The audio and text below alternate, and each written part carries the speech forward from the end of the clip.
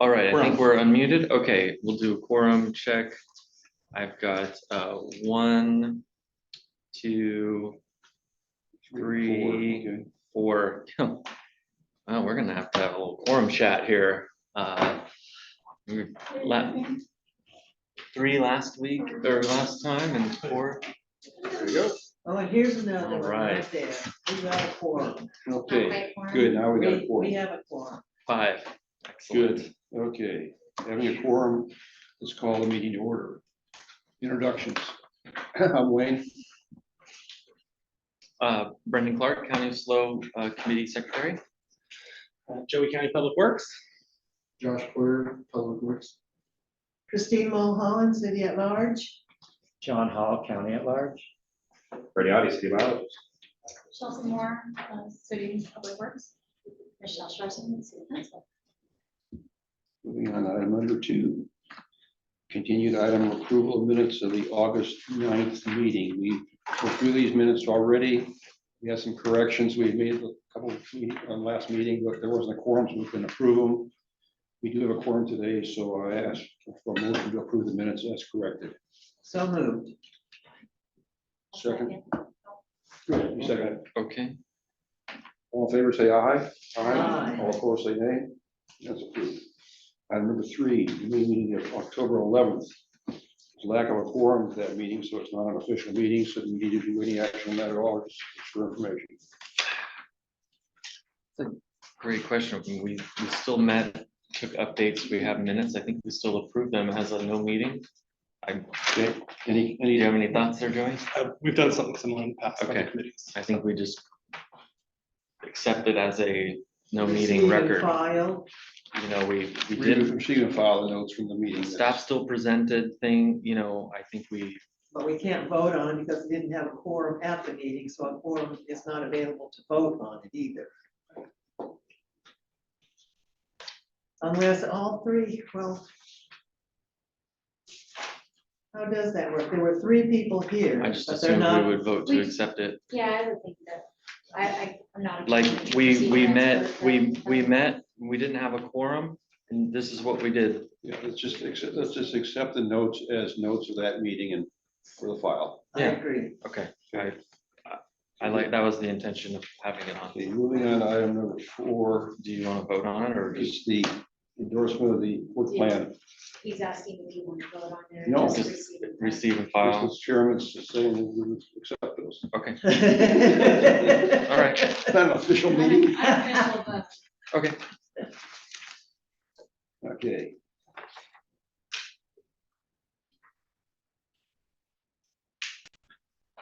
The next item is Mr. Clark. Yeah, all right, so we've got item It's the 4, endorsing of the annual work plan. yes, all We right. discussed at the last meeting, but now we have a quorum here, so Correct, I did make a change. I made an addition, 2 additions from where we were. I've since October meeting, we've continued discussions related to the water management plan update with the city, as well as working with Freddie on planning additional creek maintenance activities. And so again, we don't have a formal process of the county or the district bringing items to the committee like we have for the city agreement. However, in the spirit of that agreement, I put these items here. So there's 3 items total that I'm planning to include on the district side in the Zone 9 budget. The first item is general water and management plan updates. This one is unchanged from last year. So this is seed money for kicking off any of the scope and the work we discussed in the August meeting. The 2 additional items added, first is related to primarily the Marsh Stream Gauge, Marsh Street Bridge stream gauge. As we all know, this gauge went down January 9th. It remained down for the week. And so as we discussed here as a committee, it is priority gauge to take a look at and potentially replace. So frankly, when we need it the most, it's operational. And so in light of that, county staff has begun looking at conceptualizing the project. And I felt like, let's get some money in specifically for this project.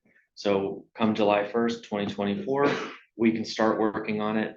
There's going to be property acquisition, there's going to be agreements between district, city, and the private property owner, assuming almost all corners of the site are owned by public or private property owners. So kind of getting that going. If we do get to equipment purchasing, we'll be ready to go for that. So that was the idea of that one. And then the second would be additional funds for vegetative maintenance, potentially looking at a site there at the city-county line, where we may want to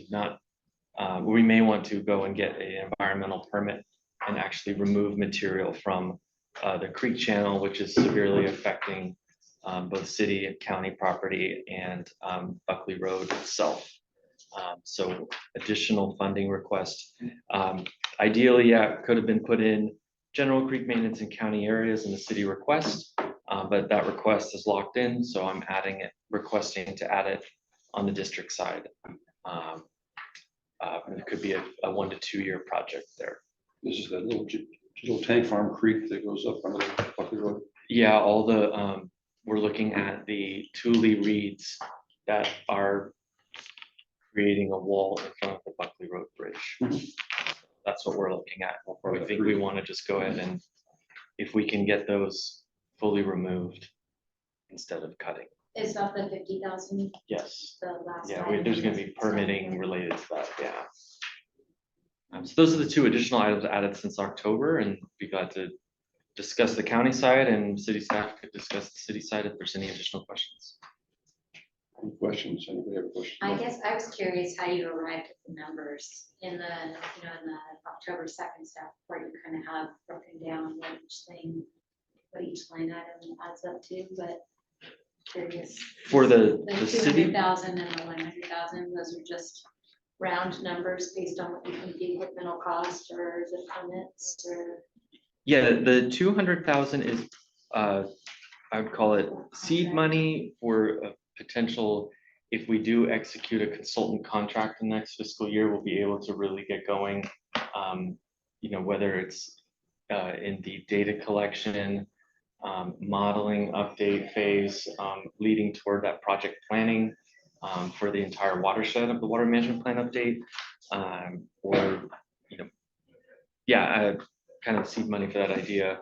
And then the stream gauge enhancements, it was kind of a round estimate guess related to potential easements, potential property acquisition, permitting in the creek, and equipment purchases, staff time for the first year. I expect that to be a 1 to 2 year project for the stream gauge. So that was the thoughts there. Frankly, did not do a super detailed analysis. So, but my best guess, to be honest. The original stream gauge didn't cost us hardly anything to put in initially. I don't know. Hard time understanding why this would be $100,000. We're looking at a bubbler system right now, which involves trenching the stream into the creek near the bridge, and our equipments are connecting to our telemetry system and all of the they're fairly complex hardware systems now. Yeah, yes, yeah. I was gonna ask the same thing with stream gauge, Yeah, I'm just thinking about something. Those fancier. than that, huh? They're pretty fancy boxes in my opinion. Not my wheelhouse, but they have full on. There's a lot of instrumentation inside and full on like motherboards and parts and chips and all sorts of different things now. And does it even just the height of the water level? Does it do with that water movement, intensity, flow? So I think intensities, or with the what all does it project. do? With the project going in, I do think we'd be at a point where we could estimate flows. I'm gonna put the city a little bit on I don't know if we'll have a full-on rating curve. I think we should and probably will once the project gets built. So we'd be able to convert that, the stage height, which we would get from our gauge, into flow. You know, frankly, I'm looking at other options here. Like if we were gonna put all our hopes and dreams out there, you know, I'd like to have a camera on top of or within this gauge or shed, so we would all have to have live time look at upstream of the bridge. You can kind of see it from the Caltrans camera, but it's not that great. I think a live look at the bridge would be, you know, very useful for us. So yeah, but as far as like, will we have, what kind of data will we have? You know, at a minimum, it'll be stream height that's, which will, stream height during flood conditions and extreme conditions as well, which is something we don't have right now. Because with our station on the bridge, it's not waterproof. So once it gets wet, it's offline and has to be, you know, maintenance has to be serviced before we can put it back out. So now that that area of the bridge has been cleared, the trees are gone, the rocks in place and it's stabilized and all. Is there, and I didn't look coming into town, is there clearance from the promontory building? Could we get a camera on the creek from the promontory? Would that be something we would want instead of putting it down by the water, the camera?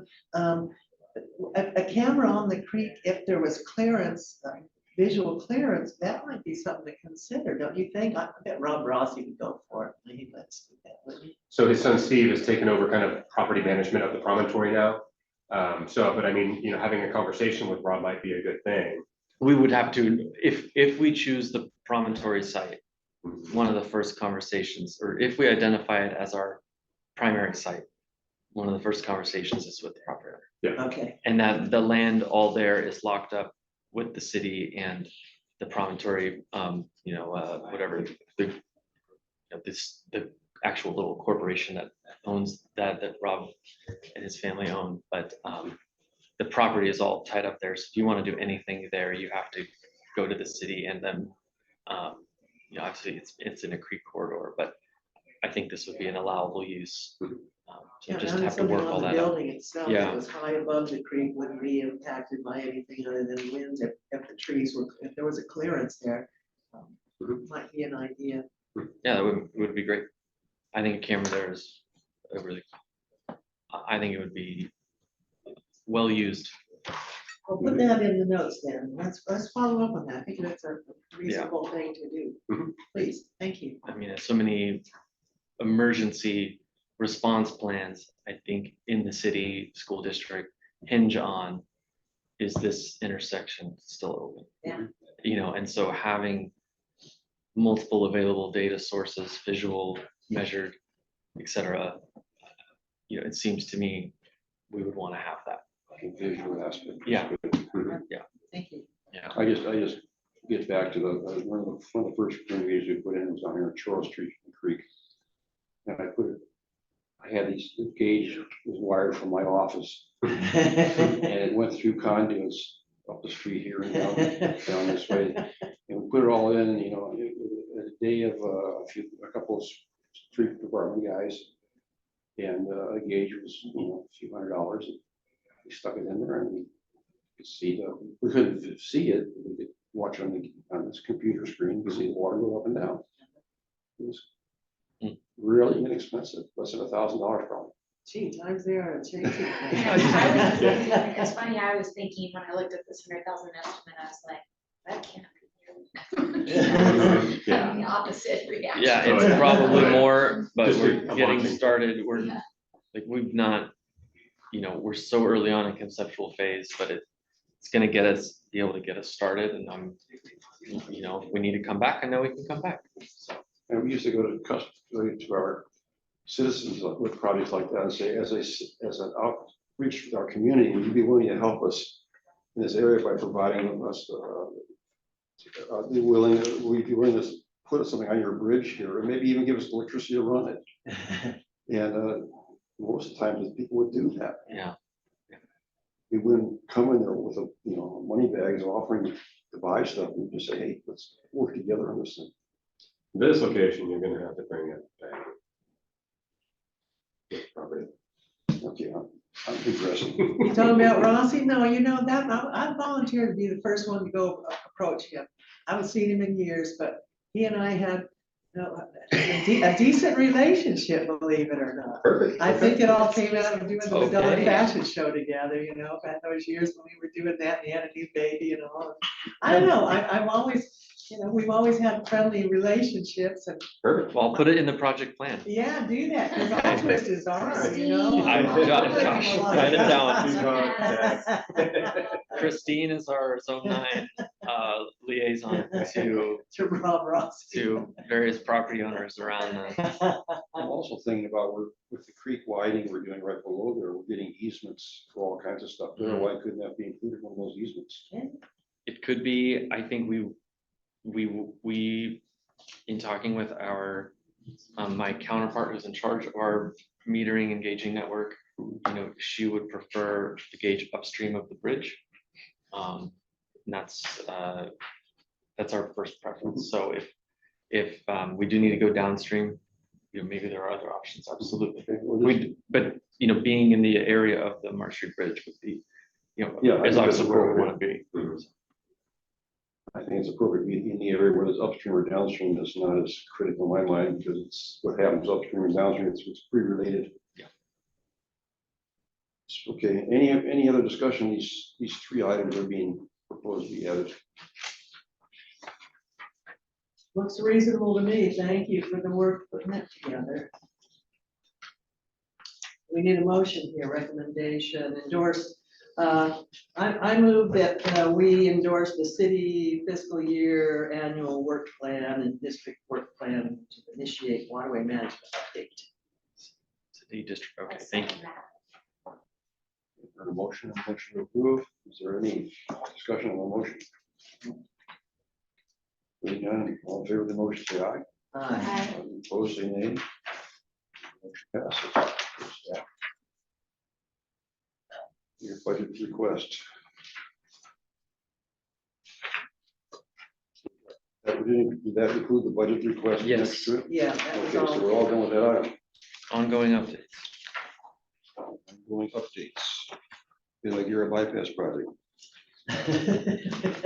Your bypass, quick update from our last meeting.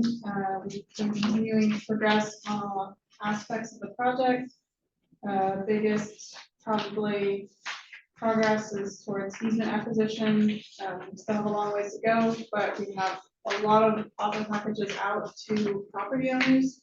The city attorney's office is going really hard to get us response so quickly. We've been doing relocation assistance offers based on our last time we went to council and asked for additional authorization because there seems to be a lot of new unfolding issues with the property easement acquisition process. So we have to work with the tenants of buildings and businesses as well as property owners. So a lot of good work and a lot of offers have gone out, and we've had some correspondence back and forth and just working through that legal process. On the other fronts, we are still working with the Army Corps of Engineers for our last final permit. And we have a 95% plan set that we did review and put comments back to Wallace Group for the final design. And there's been a lot of extra site visits, just trying to make sure we got everything in order for the final plan set. And we've also been reaching out to DWR, keeping them informed, because they're the ones that have given us the $6 million grant. So we want to make sure we're keeping them up to date on all of our progress. Yeah, I think that's pretty much where we're at. I do have a And call. utility relocations have been a big progress. We've been talking a lot with the gas company and PG&E and AT&T to get lines relocated, get the gas company to go underground. I have a call with the Army Corps, our Army Corps contract at 3:45 today. Just to check in, he had some questions, you know, has the project description changed at all with the emergency work? And so just making sure that he's aware, because he was handed this project when our former contact took another position. So he's just trying to get up to speed and everything like that. And so nothing has changed substantively, with the addition of rocks at the Marsh Street Bridge, or riprap at the Marsh Street Bridge, which wasn't a significant impact, as seen by the other federal agencies. So I'm hopeful that after our call this afternoon, he can finish drafting and get that permit out to us pretty quick. So, That's the only outstanding permit, right? Yes. Yeah, all right. Yeah, Chelsea, a question here, not only at Marsh Street are the trees gone, which was part of this project, and the embankment is riprap, and all of that's taken care of, and then way further down towards Madonna Road, Banana Inn across the street, that whole bank has been riprapped and reshaped and redone. Now, I thought or assumed, which is dangerous, that those items were a part of our Mid-Higuera Street project, Mid-Higuera project. And if so, then is that money from our estimated amount for the project was used ahead of time? Was that coming out of the bulk or the main pot of the Mid-Higuera project? Has that been a portion of that that's been spent now? Was it spent for those portions of work? Some of it. So for example, we did remove some of the eucalyptus trees ahead of the full construction contract, and that was paid for from the Mid-Higuera budget from the county funding previously for Zone 9 for the project. So we haven't spent any of the, state funding. We've just been spending city and county funding, but we have been charging those resources to the project. So Okay, so it's like we've done a few little pieces of it ahead of schedule. They're still accounted for in the budget, and we do expect the like number of trees and items, there's still a lot to remove, and so I don't think the difference in the budget isn't very great. Okay, but there's, But the Caltrans work was potentially separate outside of our scope. was so that Caltrans who just- did that Yeah. further south portion, that whole big cut right in Yeah. field right by the freeway? That was all Caltrans? on both sides of the freeway, Yeah, okay, and did. or on both sides of the dock. Yeah, and did that come through the city no, they just did what they did on the creek without any consultation? Did they have permits from Army Corps and all these other people here? Was that an emergency project they did? It was an emergency. It was. And that was the same auspices that we did for the Marsh Street Bridge as well, especially after January 9th. After January 9th, we removed, I want to say maybe 6 of the large trees upstream of Marsh Street Bridge. Yeah. And then came in with the emergency project, October, I don't remember when it was, it's all blurred anymore. But under the emergency recovery funding, the majority of that funding came from the city reserves. A portion did come out from Mid-Higuera, but I don't think significant. It wasn't significant. It was mostly the silver aspect of it. Right, and so now, that component of the bigger Mid-Higuera bypass project is done. So now it's going back and figuring out, how do we, what the original restoration plan called for some specific actions. We now have a separate restoration plan, and we want to make sure they both dovetail together so that we get compliance, but not overdo the stuff. So, and we're looking at hopefully getting FEMA to pay for a portion of the Marsh Street Bridge emergency project, Okay. hopefully. So Yes. that's the strategy for right now. So not all of it came out from Mid-Higuera, no. Okay. Yeah. So, but a small portion did. But it had to be cleaned out. I mean, especially after what we saw January 9th. And I saw some concern I know, I was just. in your gonna- face about the Caltrans portion. What were your thoughts on, we're in a closed session here, nobody's Yeah. gonna hear this. No. being recorded. What did you, well, there is that, yeah. I mean, it was a Caltrans project, it was an emergency project. You know, when we did our project, you know, we dewatered the creek and all that kind of stuff. We took, in my opinion, appropriate actions, and they did not. But, you know, to protect their infrastructure, you know, Caltrans has a different strategy. So they went and got it done, and I'm assuming they'll get, you know, permits in arrears, just like we're doing as well, so. But I don't know, because it's a state agency, you know, I don't know what their process is. Did their design meet your approval? I mean, basically what they did, what would you have thought that there could have been a different way that maybe it should have been That was- reconstructed, or was that what had to be done at the time? Oh, yeah, with the site constraints and the near vertical slope to, Yeah. you know, right at the back of the northbound on-ramp, Yeah, it's like, what do you do? right.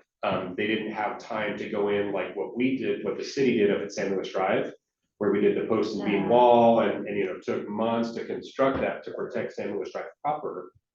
They didn't have the time to do that. It was more so, let's just go protect the facility. And so that's what they decided to do. Thank you. It was interesting to watch, so. Is it gonna hold? Are you concerned about the integrity of it, or? I- don't have to answer that. It's so, you know, during our design with all the emergency projects that we've done, you know, stacking riprap on a near vertical slope has been one of the linchpins. And so that's why, you know, in certain places, we're able to do that, in other places, it's just, you know, more so the use of concrete to protect the slope. And so it'll be interesting to see how that holds up over time. So, yeah, to TBD. So, and then hopefully, you know, the winter, they're forecasting this winter to be on par with last winter. And so, you know, I mean, we'll see, depending on the flows, how things hold up and kind of go from there. Who's they? No. The weather predictors, there's several. So, yeah, it'll be interesting to see how I'm interested to see how the system will respond this year with all the improvements that have been made throughout March. That's true. Yep. Cool, okay.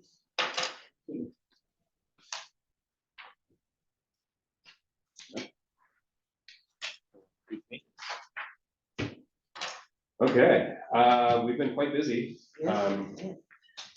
Our latest project through Perfimo Creek from Los Osos Valley Road down to Laguna Lake is about 97% complete. We ended up doing an extensive silt removal project. The original phase 1 aspect was going to take about 3,500 yards of material from like the upper 500-foot section from Los Osos Valley Road downstream.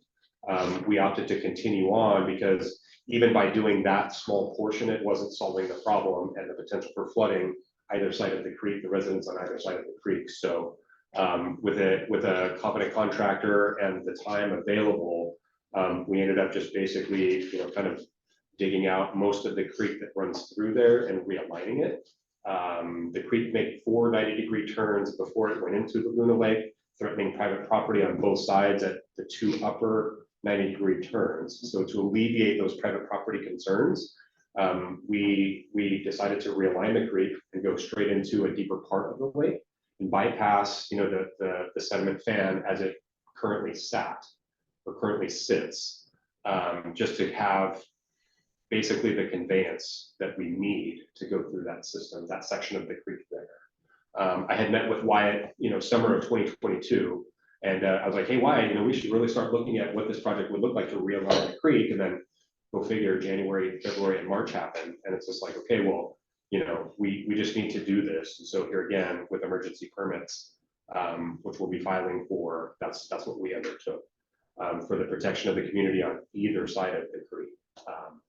Even, you know, digging out 3,500 yards, the creek was still constricted back to a 3-foot wide corridor with, you know, trees on either side of it, trees that had fallen across the creek channel. So it just wasn't sustainable. So we undertook a pretty extensive operation. We've got restoration plans that will be developed for the impacts that we've had. And then, you know, working through Public Works, we'll get those implemented either next fall or sometime soon. So. Did you happen to do any kind of surveys before digging in there? The reason I'm asking is because there are a lot of Pacific tree frogs in our area Mhm. out there. But the only time I've ever seen the western toad in our area was the people who backed on the creek actually brought some toad to me to show me that there were actually toads back there. And at the time of year in the fall, when you're digging up in there recently, I wondered if there were any wildlife surveys in there before moving through. We had a biological monitor from Rincon out there all the time. So as the earthwork was happening, there was a biological monitor, there was an archaeological monitor. We didn't have any Native American tribes people out on that project. We did on San Luis Drive and Pismo and Johnson. But for Fimo Creek, that section is just all fine sediment that is flushed down from the upper watershed. So we didn't have any Native American representatives out there for that. But we did have the archaeological monitor and the biomonitor out there full time. Yeah, and there was an opossum and who else was out there? A rocket gopher. So I mean, nothing significant was found. Lots of I'd love to crayfish. see what it looks like. Yeah, in pictures. Not now, not here. When I moved to the lake, when other, Oh, yeah, the lake used to go from there. And that's all still, I know. And we're creeping up on 100,000 cubic yards. there's lots and lots of material for, we didn't ever take that material out. The city didn't take that material out until really long, after a long time. A lot of material deposited over years. They never ever took it all out. And it's We did a lot created of a this whole here. delta out there. I mean, Right. the end of it is just all Yeah, I know, that's what I'm completely curious one about. big island of peninsula of silt, Right. Used to be able to make boats of. To be able to, maybe it's your ways. Yeah, it's, so but it also gives us an opportunity to reimagine what dredging in the future will look like. Because, I mean, just trying to get caught up with the delta that is formed out there would have been really challenging. Plus, just the creek alignment wasn't conducive to us continuing that current dredging effort. And so now being able to reimagine what dredging looks like in the future and have kind of like a restart is, like I said, what I'm more interested in seeing. Also having now access, because not only did we dig out the creek channel, we installed a flood terrace along the side. So now we've got vehicular access to go down to do additional maintenance all the way down that section of creek. Before, we were only limited by where we could drive in off of Los Osos Valley Road and come down, like I say, 500 feet, 600 or 800 feet from Los Osos Valley Road. So I mean, just a small, less than a third of the entire length did we have access to. This is a cruise. Route of the creek means it drops most silt there and doesn't get into the lake either. That's So the there's hope. an So advantage giving to us what's that happening. access to be able to remove more material before it gets into the Keeping us lake. from getting into the lake. Where were all the sediments that were dug out taken? The contractor took them, it was David Cry. He's got a couple of quarries out of Morro Bay. So he took all the sediment, and that was in the contract. The contractor is responsible for disposing of all the sediment. So is the work done right now, or is there still? The earthwork is done. We just need to get some erosion control out there and get some hydro seeding. And then, we'll come back in once we develop the restoration plan. Then we'll come back in and do that. So, and that'll happen next year. And what's the communication like with the neighbors that are right there? It's gone well. I mean, just constant updates. So we've got on the city website, we have the storms project update that we meet with Whitney and Wyatt weekly, just to update so that, there's up-to-date updates on the website as well. As we're out there, neighbors come out and we've Yeah, I talked know, with that's what them. I wondered. And so Finding- they understand the need for the project, especially with how constricted the creek was. And just the unsustainable nature of that lower section of, like I said, I can't echo that enough. Just being out there and seeing 4 90-degree turns, and it's like, you just can't do that. So, The drainage pipes from the neighborhood were 6 feet under dirt. Yeah. Like where the outlet is. It's all still in. They've got 6 feet of dirt, so the water had to fill up a hole or it'll bubble out and get into the lake. It's yeah, eye opening. so lots of outreach. No, that was rough at first. So For sure. there were Because we didn't know the total scope of the project, and so, there was like, yeah, we're gonna go all the way, and no, we're not, and yes, we are. So, but I mean, the community, the neighborhood has been great, I mean, they were super responsive, and there was a couple of folks that were concerned, and so making sure that they were kept up to date, they were able to push messaging out, amongst their kind of peer group as well, so. Yeah. All good. And then, we've got CCC crews out right now on East Fork. So they're working, they've moved off of Buckley Stables property from where we stopped last year. They're continuing that effort for their downstream this year, and doing well. So we've got them for another week. We've got them through next week. So they're getting debris out of the creek channel and making sure that the creek can flow. So we'll see how the response is this year. Like I say, I'm hopeful that this winter will be mellow and rains will be spread out and not getting a 25-year event on one day.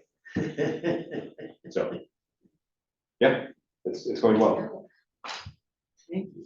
It's been a slow start to the.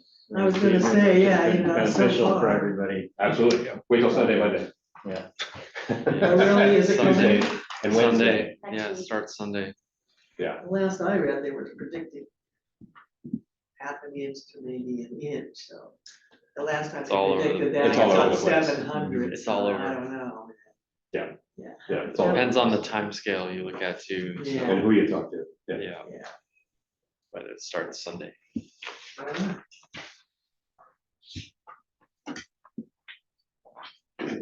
Arundos. All right, so we finished our work in the creeks in October, but because I missed the last meeting, I didn't get a chance to talk to you guys about it. So the main part of our, You want to put the map up? sure. I saw you looking over there, so.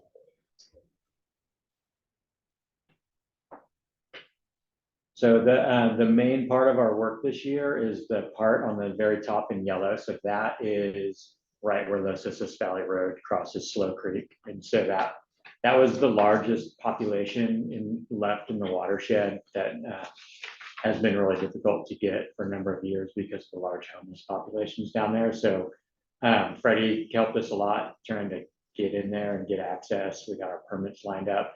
And we used the CCCs and we were able to get a quarter of the biomass removed.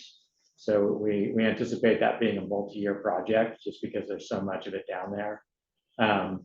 But we were able to follow up and treat 100% of those populations with herbicide. So, and we hit them with we hit them with a mix that's, it's part Roundup, part glyphosate, and part imazapyr. And so that the benefit of that is that imazapyr is soil active.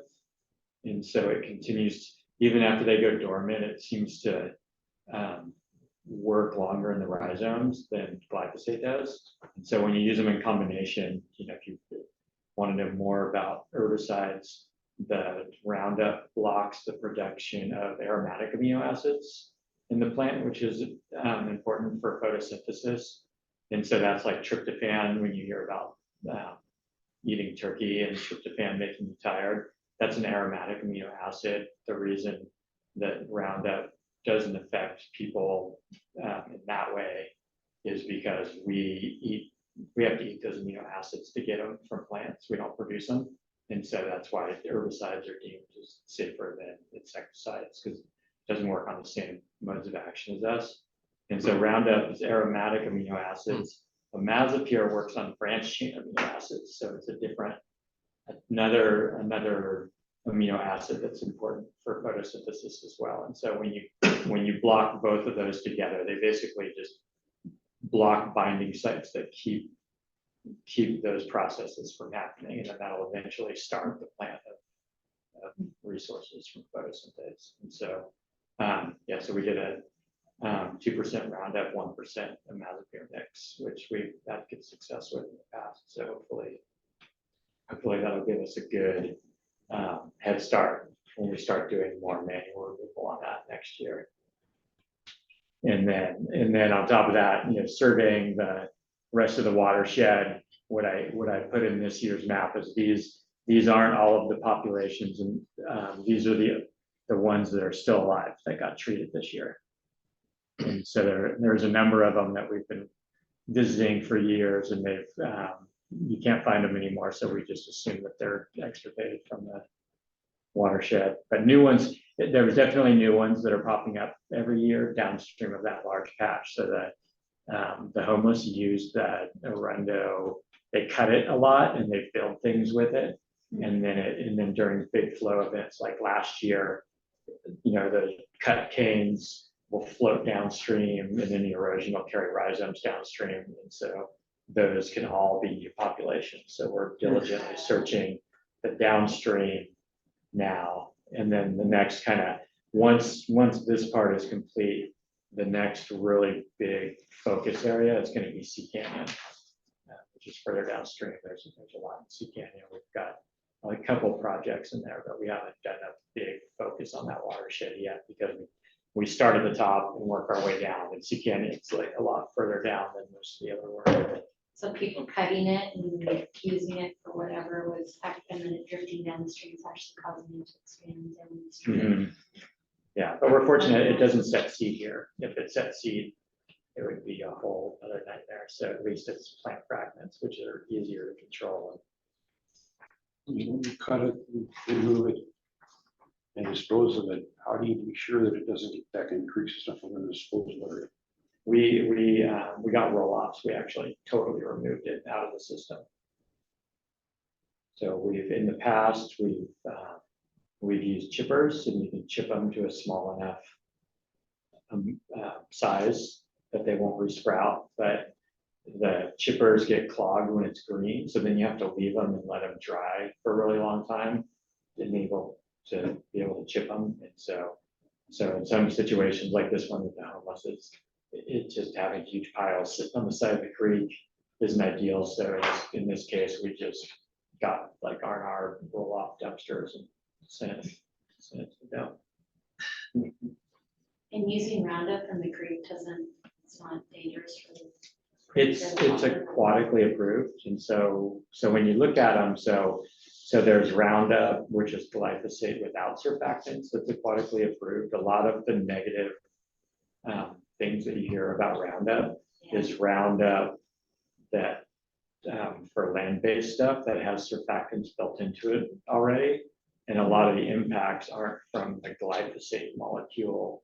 That's like the active ingredient that kills the plant. It's from the surfactants that they put in the herbicide. A lot of times those will have more of an impact than the active ingredient. Interesting. Yeah.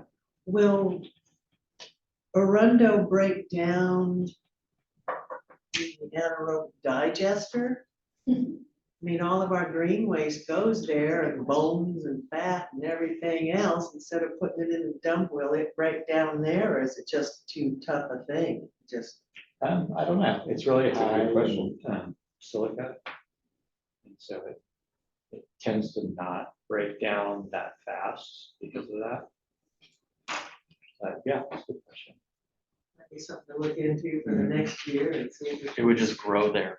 There's Take different, over. start to grow Inside the building. Not everyone's green waste bin. The staff there are super willing to answer questions and engage with the city and community members, and I think they would be really receptive to a question on what they think would work. But my guess is, since they're able to process all manner of vegetal things outside of basically bioplastics, that it would be okay. Unless it's Wouldn't just- want a Orundo growing out of somebody's flower bed someday that they. No, you wanna try it's it, but- composted, nothing's gonna grow out of it. It won't Yeah. grow. And once it's digested, it's not gonna grow anything, yeah. But I don't know, it can take Good idea. dumpsters and dumpsters worth of it, that's a lot of material, and even with the big dump trucks that go in there now, I don't know how much, but I remember seeing the tomato plants growing in our digester remains. no, and a cop once told me tomatoes and marijuana seeds don't break down in your home compost, you have to get them pretty hot. But yeah, haven't heard any problems with marijuana growing out of the compost at the digester either. Yeah, and in all likelihood too, it probably did go to the green waste part, because it's, the companies we use are either coastal roll-offs or R&R roll-offs. And, you know, people that do construction projects, the reason you do that is because they sort all the material and they recycle the construction waste. And so it's cheaper for them disposing of it, it's cheaper to dispose of green waste. So it gets, they're the ones who do the sorting part of it and where it's gonna go. Thank you. On the Apple Beach.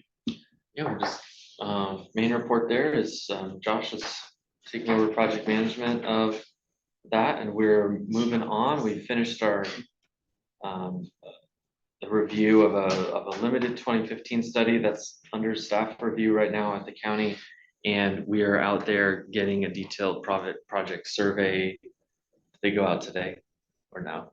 Okay, so Friday. coming up any day here, we'll have a survey out there, and we're gonna start to understand all our constraints on the ground and in the mapping, and we'll be moving on to 30% design after that. And that would be probably an appropriate time to come and share about the project from there. Sounds So, good. yeah.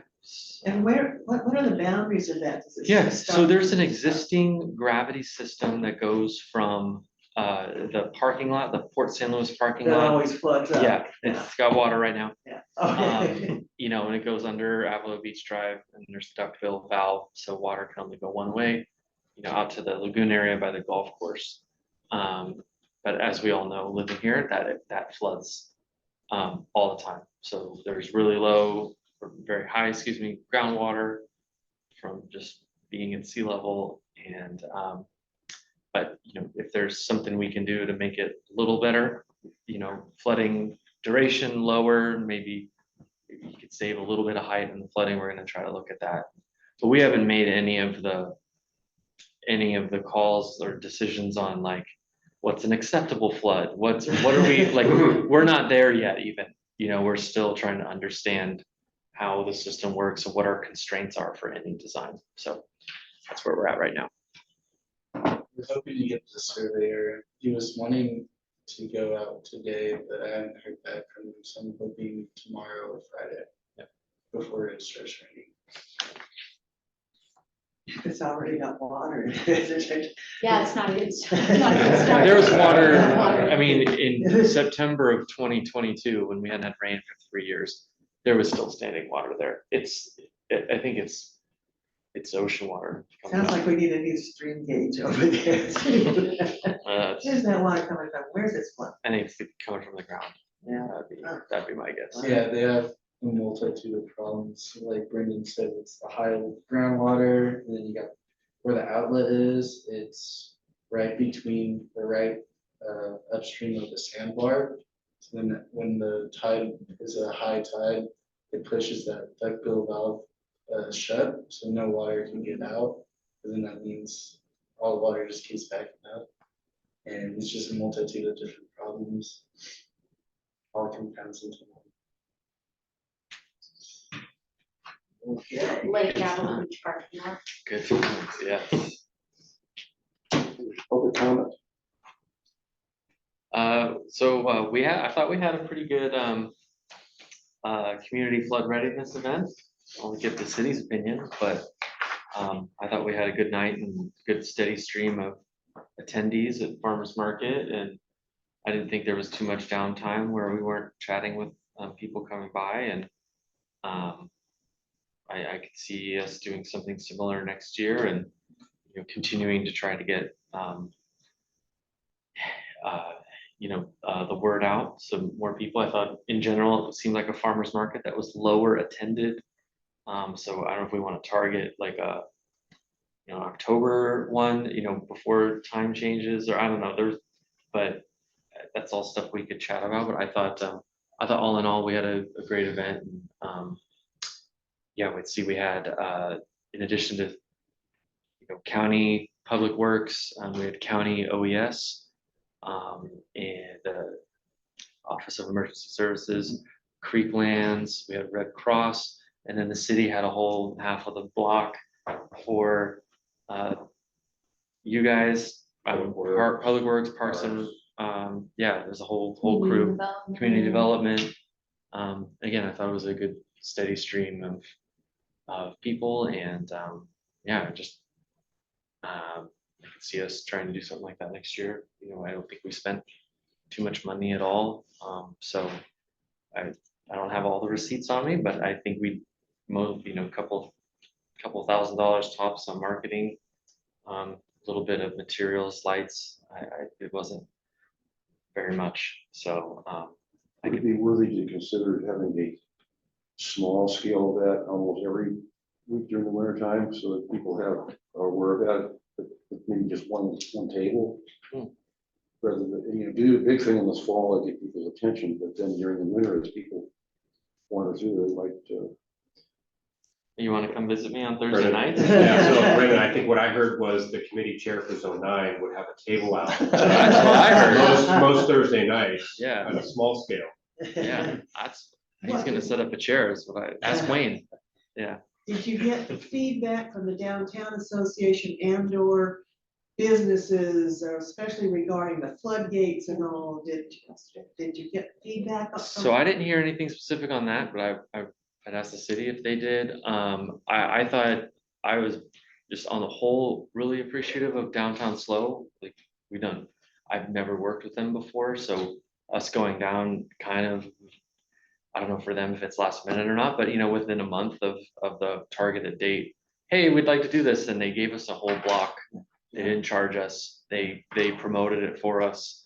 They were happy to have us there and providing a public service. So I thought that was awesome. people were interested in what you're doing out there. Yeah, absolutely. They were excited to have us down there, and I felt like they, you never know when you're like, what can you do for us? And they're like, how about a whole street? Yeah. And we're like, okay, perfect. So I thought like we could ask more than we could ask for, I thought so. But as far as specific businesses, I still think it might be good to, I think it would be on the city to go to Downtown Slow to do a targeted outreach to the business owners about the floodgates. But that's a separate deal. A postcard, Separate hard deal, yeah. card with directions or pictures and stuff like be Yeah. handed out to downtown people or. So Nate Stong in community development, he's our supervising civil engineer in community development. I think he would be the lead on that. Just making sure with all the business contacts and stuff like that. He's also our floodplain manager since Al retired. So he would be a good contact for that. And I don't know what they do on an annual basis. I think they do that on an annual basis, just, send a reminder out. But I'll touch base with Nate and see, and just make sure that happens. Victoria's Secret did offer up their floodgate as a demonstration because basically they were right there behind where we were staged on Morrow Street. But I was busy talking with folks and interacting and stuff like that, so I don't know. think we ended up pulling that off, so Yeah. I didn't see it. And I think it was more so folks were engaged with the booths Yeah. as opposed to, having a separate like educational session. Hey, let's go check out how you install a floodgate. So I think I don't think that was the appropriate venue. I think a more targeted,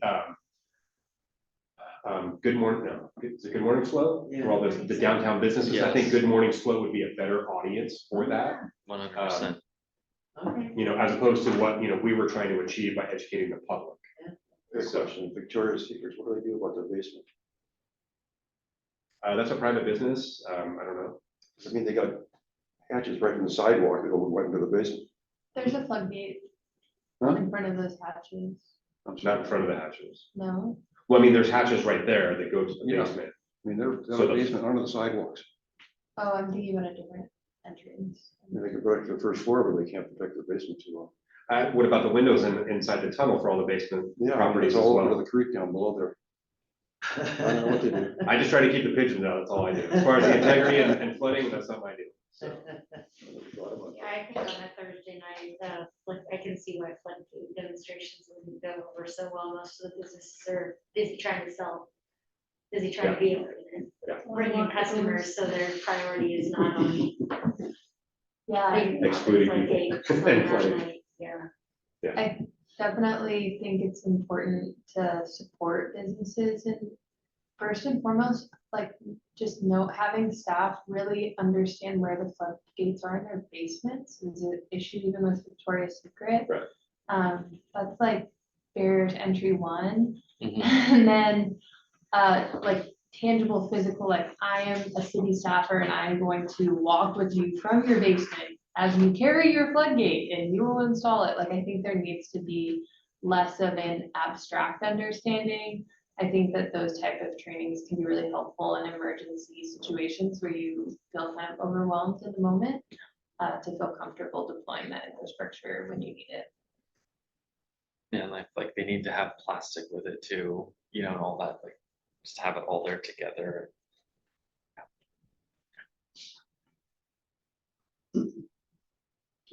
Any other comments about the event? You guys thought it went all right? Yeah, memorializing good decisions, not having it at Mission Plaza, but instead having it be a part of the farmer's market was a really successful decision. I thought having a computer where you could say, okay, my address is blank blank, and then it would pop up and you could see if you're in the floodplain or not. I think folks really enjoyed that and that was really practical. And also the sandbag demonstration doubled as I'm a kid walking to the farmer's market and there's a Kids. sandbox Was a hit and with I'm kids, super yeah. stoked. And also an opportunity to teach parents. So definitely would bring back those elements when we do it next year. Yeah, not having a big hour-long speech too, I guess that's a win. Not in that venue. No. Any other public comment? Very nice. Other new agenda items for future? Anybody have a future agenda item would like to make sure we cover? I was thinking perhaps we want to, I saw the date on our bylaws says 2011 on it. Maybe we'd want to take a peek at those and see if there's anything we want to update or just at least, you know, take a look at perhaps, that my predecessor left me some notes. So I don't know, I have another committee I run and we do it via a subcommittee, but this group is a lot smaller, so perhaps we do it as an item. You and I could discuss it if you'd like, but just something maybe perhaps the committee would want to consider just taking a peek and making sure we're up to date. So The members should have their bylaws, you know. Boy, I could send I'm them not out. sure if I do, but we could get them on by email. Yep, I'd be happy to send them out. Why don't we send out some bylaws to the committee members, ask them to review them and send comments back to you by email. Sure. And then you and I get together and we can discuss those and we bring it back to the meeting and we say, this is what you think about it. I like that. Yeah, Okay. definitely can do. One other thing real quick, so as we go through the waterway management plan update, you know, whatever that's gonna look like. I talked with my supervisor Bob today about the permitting strategy for the maintenance projects. So our California Department of Fish and Wildlife permit expired in September. So we filed our extension request, so that we've got a 12-month window to get that renewed. Our Central Coast Water Board routine maintenance agreement expires, I want to say next year. We don't have a routine maintenance agreement with the Army Corps. So I want to see as part of the waterway management plan update, I'll have the letter of permission and the original intent of that document is to get all the agencies lined up so that we've got a consistent kind of framework amongst the state and federal agencies. That's another thing I'm going to talk with our contact with the Corps at 3:45 today, is getting, you know, kind of the framework for a maintenance agreement with the Army Corps as well, especially with how these projects have now changed. We're going to have to go back to the agencies anyways. So like I talked about the Profimo Arm, you know, our original project scope is like this big, and now it's going to be this big. So we're going to have to get amendments, and so that's going to be a full-on change with both of our state agencies. And so I think this is something to look at for you know, a future discussion about how do we get all the players in one room at the same time so that we've got consistency when we go to do maintenance here and there. So I'm all with you. Do it, try to get it. thanks, Wayne. Appreciate that. So, so yeah, so we'll figure out what that looks like. Yeah. As we get underway with the waterway management. I see Steph online and one or two when it would be appropriate for the Slow Creek Resiliency and Rewilding Plan for us to receive a presentation and update on that. And, it's something to keep an eye on in the future as well. Anything else? Any other agenda items? You're quiet. That means we're done. Meeting adjourned. Thank you, good job. So Freddie, I forgot to ask when you